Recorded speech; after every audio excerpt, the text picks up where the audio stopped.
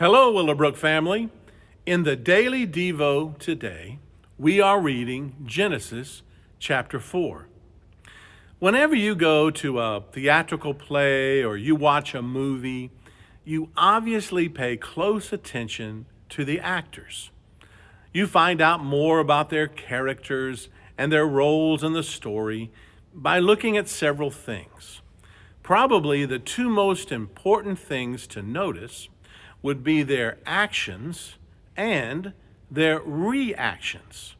However, we have a tendency to place more weight on a character's actions, what they say and do, and we miss some of their reactions, how they respond in certain situations.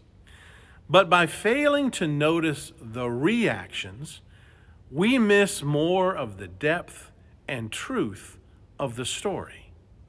And this is much like our chapter today, the familiar story of Cain and Abel. Adam and Eve had two sons. Cain grew up to be a farmer, and Abel grew up to be a herdsman. It came time for Cain and Abel to present their offerings of thanksgiving before the Lord. Abel offered his firstborn from his herd, his choice cuts of meat, and God was very pleased. Cain offered produce from his farm, and God was not pleased with it. Now, when you first read this, you may think that God is being too hard on Cain. Why wasn't Cain's offering acceptable? In the first 5 verses, we really don't find out too much. Some scholars believe his offering was not acceptable because it did not have blood associated with it. And some scholars believe that Cain's offering had no faith behind it. And also, some scholars believe that God had given instructions to both sons on what an acceptable offering would be, and Cain disregarded it.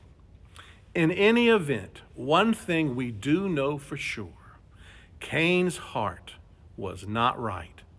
We can clearly see this by his reactions. When God did not look down with favor on Cain's offering, instead of Cain being broken and repentant before the Lord, Cain became angry. In fact, he became very angry. His countenance fell. I sometimes wonder if that countenance was just a false front. God sees all of this, and he lovingly offers Cain some advice. You will be accepted if you do what is right, but if you refuse to do what is right, then watch out. Sin is crouching at the door, eager to control you, but you must subdue it and be its master. But look at Cain's reaction.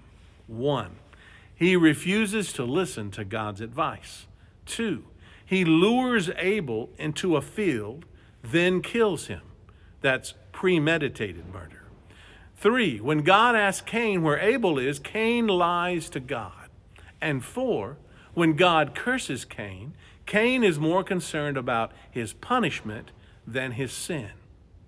All of these reactions tell us that Cain's heart was not in the right place to begin with and was not worthy of an offering before the Lord. Cain was driven from the land where he started a family and had descendants, and they didn't turn out too great either. But our loving God was faithful and gave Adam and Eve another son, Seth. And Seth had children, and they called upon the name of the Lord. So, as you ponder the story of Cain, and as you examine your own actions and reactions, God's loving advice still holds true for us. You will be accepted if you do what is right. But if you refuse to do what is right, then watch out. Sin is crouching at the door, eager to control you, but you must subdue it and be its master. Have a great day in the Lord, Willowbrook.